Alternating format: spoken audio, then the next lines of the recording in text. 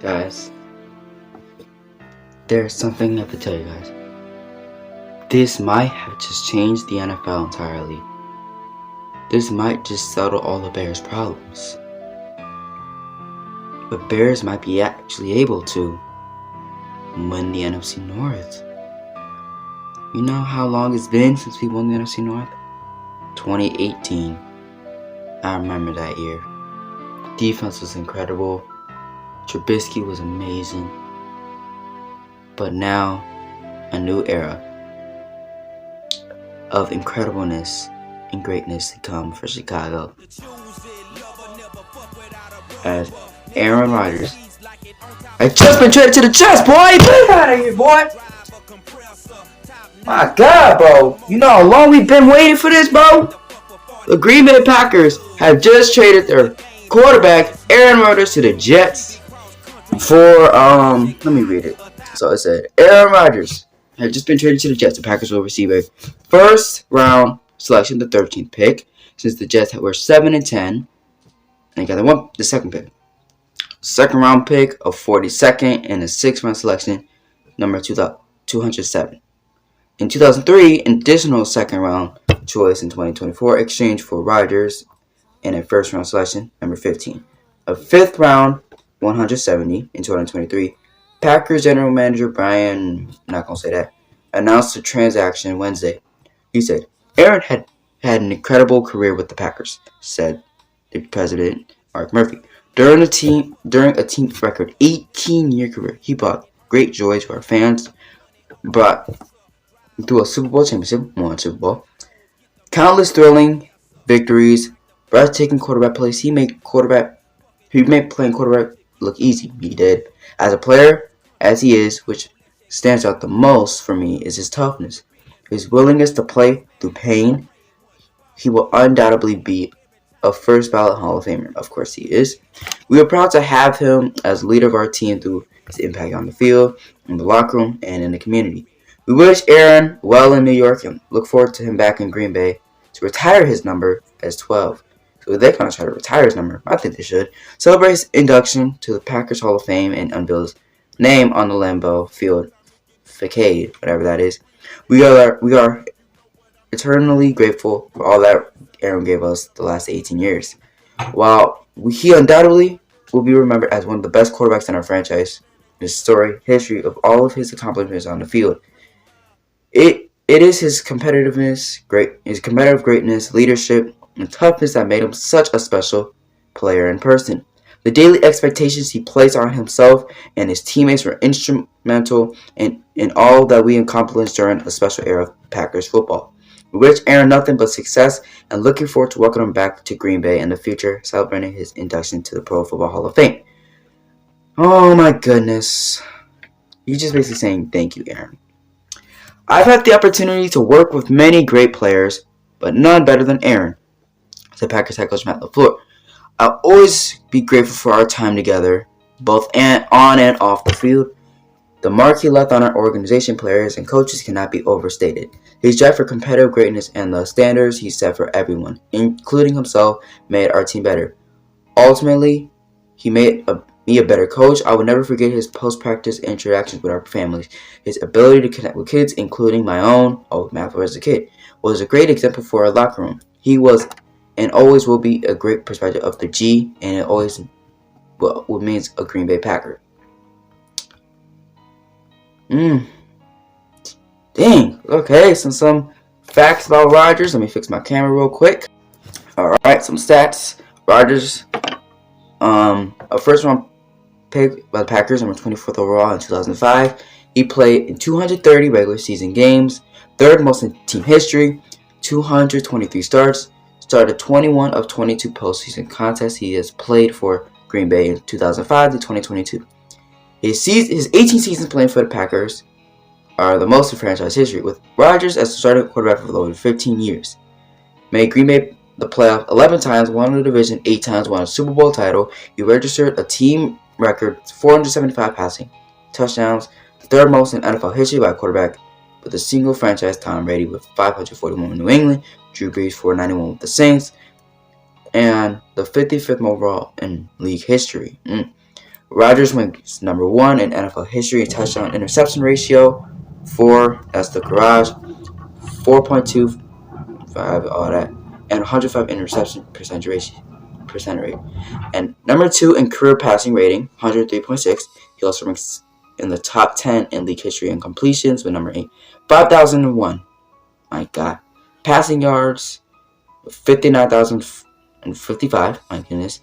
300-yard passing games with number 6 with 69. My God. He posted 5 of 8 pass. Rodgers has posted 5 of 8 seasons in history with 500 plus passing attempts and 5 or fewer interceptions, 2014, 2018 to 2021. He's led the lead in passer rating 4 times in his career, joining Steve Young 6 times, Rodgers Staubach, I swear to God, I don't know how to say that, 4, and Ken Anderson 4 as the players that lead the NFL rating at least 4 times since 1970.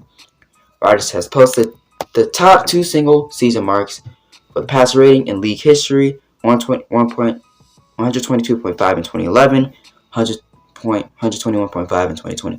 He has led the league in interception percentage as a record 6 times in his career, 2009, 2014, 2018 to 21.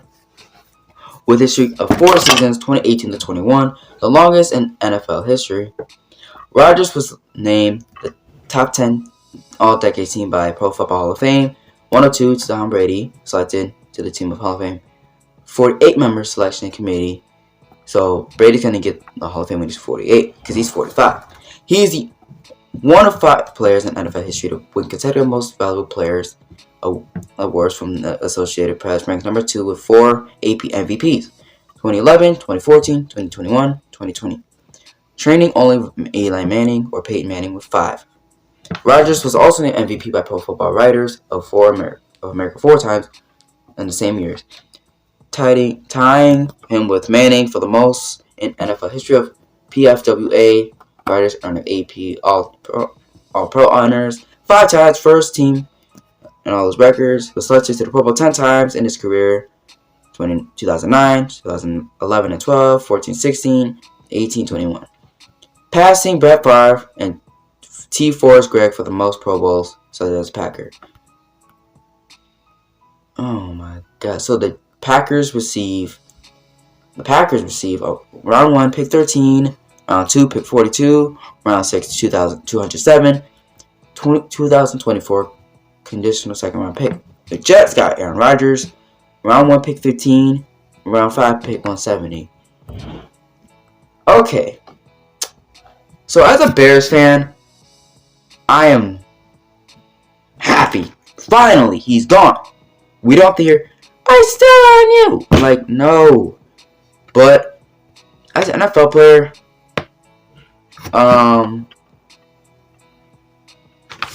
I mean, I like Rodgers. He's a really good quarterback. Like, I am sick of him beating the Bears, but he is a very good quarterback. As much as I hate to admit it, because Bears fans hate to admit it. He's a good quarterback because we're Bears fans and Packers and Bears hate each other. But we have to be for real. He was the best. I think he's the best quarterback in Packers history. Better than Brett Favre, better than those past quarterbacks. I think it's Rodgers. Some people agree, some people disagree. And as Packers fans, some people might be happy with this because this has been going on since like 2019, 2020. That Aaron Rodgers being like, I don't want to play for the Packers no more. Y'all suck and stuff.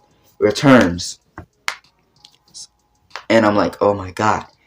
When is he ever just going to just stop? Well, this is it. Aaron Rodgers is going to be a Jet. And pros and cons about this. The pros, the Jets will probably be really good. The Jets already got Garrett Wilson, a good receiver. I think they can drop the receiver because they traded Elijah Moore. Because the only receivers are Alan Lazard and Garrett Wilson. So you're going to need that wide receiver 3. And the Jets were good last year. Because the only bad thing about the Jets last year was their quarterbacks. Was Zach Wilson. Horrible. Joe Flacco. Horrible. What's his name? Shoveler. He played in the Jaguars game. He did decent. Mike White, he was good. He just got hurt so many times last year. Mike White's gone. Zach Wilson is going to get benched. Joe Flacco just retired by now. But the cons about this better not be another scandal. You know how Aaron Rodgers said, I don't want to play for this team. Aaron Rodgers, you wanted out of Green Bay. Completely. You're out of Green Bay now. You're on a team worse than you. But you can help them win. The cons. Another con. Make sure this is not a Broncos Russell Wilson thing. As you already know, Russell Wilson got traded last season to the Broncos. Everyone thought, the Broncos are going to win the Super Bowl. The Broncos going to be 12-5. No. Russell Wilson sucked. Broncos sucked.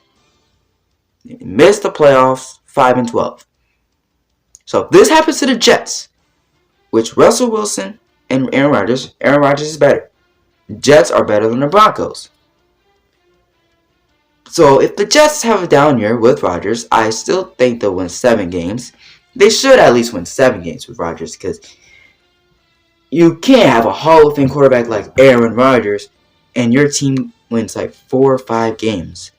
Then that's when you know your team is in trouble. But it's just 1 year. Aaron Rodgers is probably going to struggle a little bit because it's a new system, a new team. I mean, his entire career is with the Packers, so he knows everything about the Packers. Jets, he don't know about the Jets. He don't know their playbook, because every NFL team has different playbooks, so he doesn't know what to do. But I feel like Aaron Rodgers is going to get the hang of it, like probably preseason, and he's going to know it. But yeah. Okay, here's the pros and cons about the Bears. For the Bears' benefit, it helps us. It helps us, really well, because, look, Aaron Rodgers is out of the picture. Now, the Bears, I can't get to them. The Bears, it definitely helps us. I think the Bears got the best of this, because Rodgers is 24-5 against the Bears in his career. We haven't beat them since 2018. That was the last time we beat them.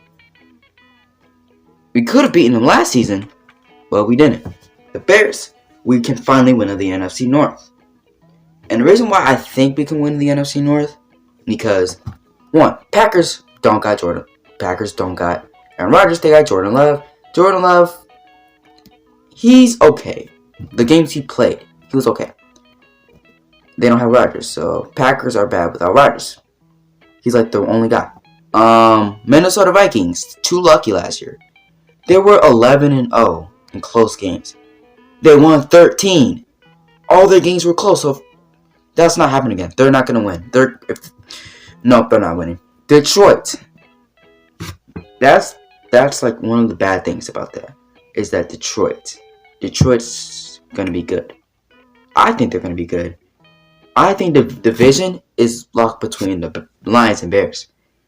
Because the Bears had the most cap space. They lost those games in 2022 for a reason. And now we got cap space. We got Tremaine Edmonds, C.J. Edwards, Nate Davis, DJ Moore, Deontay Foreman. And we still got the draft, which is later today. And I'm going to be live streaming that. I'm going to live stream it. But then the Lions, if they were 1-6 last year, but they would have stayed bad and just kept losing, then I'd be oh, this division is easily Bears. Maybe Minnesota could be good, but the Lions all of a sudden are winning at the worst time. At the best time, but at the same time worst.